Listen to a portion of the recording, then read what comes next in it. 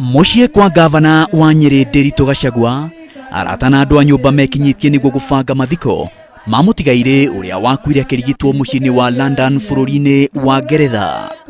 Na kũringana na mũrũ wa nyina na mũtigairĩ Rigathi Gachagua, mwĩrĩ wa gavana Gachagua ũgakinya gũkũ bũrũri-inĩ mũthenya wa Aramithi thaa 11 cia rũcinĩ. If we get all the paperwork by Monday, Tuesday, to fly the governor home on Wednesday evening at 5 London time, arriving in Nairobi at 5 a.m. on Thursday morning. Rigathi oho augĩte magavana matiganĩte nĩ megũkorwo magĩthiĩ mũciĩ-inĩ wa London nĩguo gũtũnga mwĩrĩ wa gavana Gachagua ũrĩa ũrakuire akĩrigitwo. The governor had expressed his wish to be rested at his rural home here next to his late father. I am saying Hassan Gachagua Riani.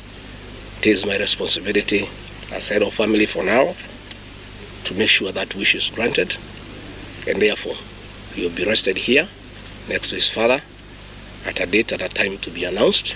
Nayo mĩcemanio ya gũbanga mathiko ĩgũkorwo ĩgĩthiĩ na mbere mũciĩ kwa mũtigairĩ kaunti-inĩ ya Nyeri, nayo mĩcemanio ya gũkũ Nairobi ĩgĩtanywo kwanjĩrĩria Jumaine hwaĩ-inĩ kanitha-inĩ wa All Saints Cathedral.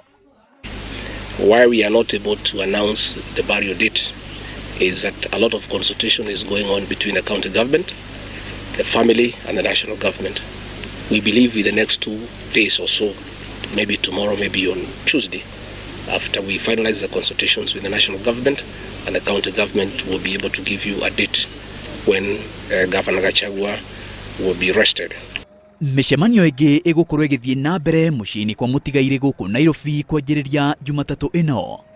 Atongoria matiganĩte kuma kaunti-inĩ ya Nyeri nĩ meranĩire ũnyitanĩri wao mĩbango-inĩ ya kũhurukia Gachagua. For us, we were not either physically or mentally prepared for his departure. But now that it has happened, we have got to accept it. It's a little bit difficult for us, but with your assistance, we hope we shall cope and manage the situation. So for us in Nyeri County, ours is really to pray and strengthen the family at this very, very difficult time. We know what this means to the people of Nyeri, and we know the trying moments that the family is going through.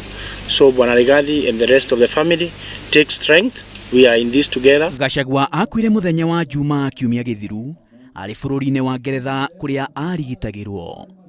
Maina wa Wairegi, Inooro TV.